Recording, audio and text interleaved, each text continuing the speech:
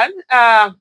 Do you remember Raye, the youth copper who things were so hard, and she did a video where she talked up, she criticized Mr. Tinubu's policies and how it has made life extremely difficult for people, and how the increase in the allowances of NYC that had been said to be was being paid, was not being paid. It was all after her outbursts and everything that those things were rectified and those allowances were being paid. Just take a look at this. Like, why is no one saying anything about it? Being an NYSC copper, there's nothing beneficial about this whole NYSC thing. The money I spend on transportation is just more than the alawi the government gives me. Like, it doesn't. I can't keep up. Like, I'm so tired of this bill, and I can't keep up. I am overwhelmed, and I'm tired. I'm exhausted. It's too much, and I wish that we would start calling the government out heads on. I just want to say to our president, I don't know if there have been any other president that is terrible, but you are such a terrible president. It is so hard. So I'm coming from the supermarket where I went to get foodstuffs, and everything has gone up again.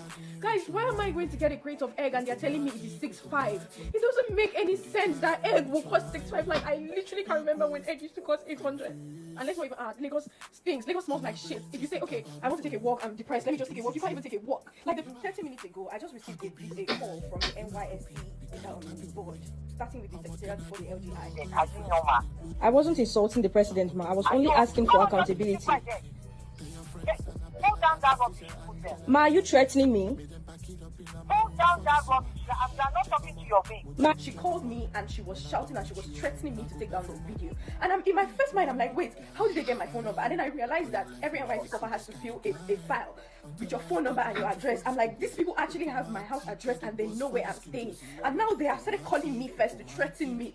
It is so bad that you can't even just speak up about the government because they feel like they have chains to hold you. You're already calling me to threaten me. And this is, I will literally attach what she said so you guys can hear. She was telling me that I was insulting the president. I never insulted the president.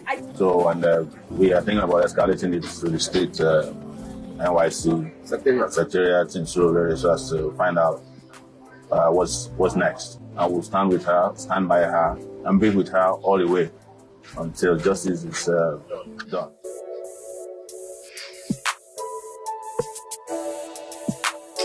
Okay, yes, that's the lady.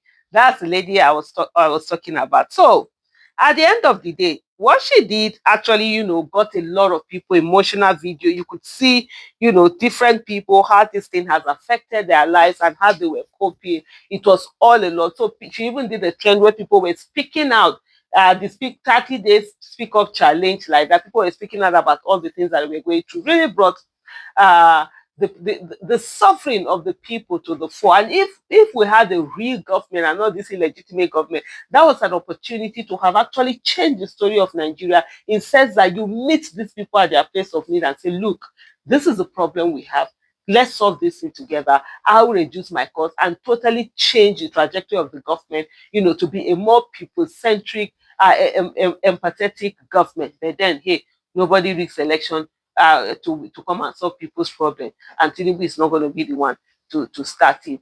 But anyway, the story on ground now is that NYC have extended her stay by 2 months, sort of like politically punishing her, trying to say that she didn't do some things well. She missed one particular, is it swearing in? Oh, not swearing in. What do they call that thing where you do every month? Can't remember what it's called now. Did NYC over almost 3 decades ago.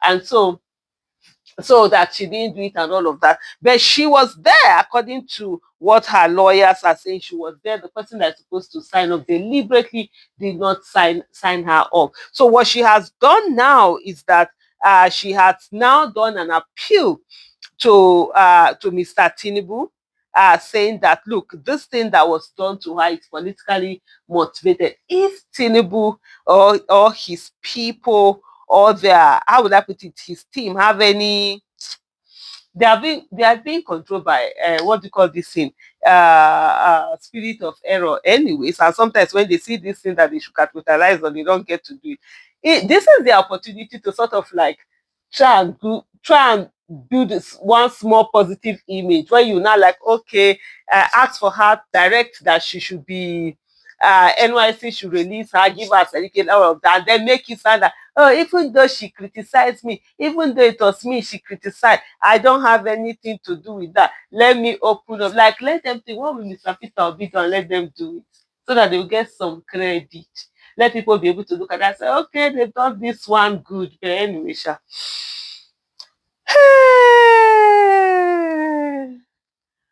Very cool.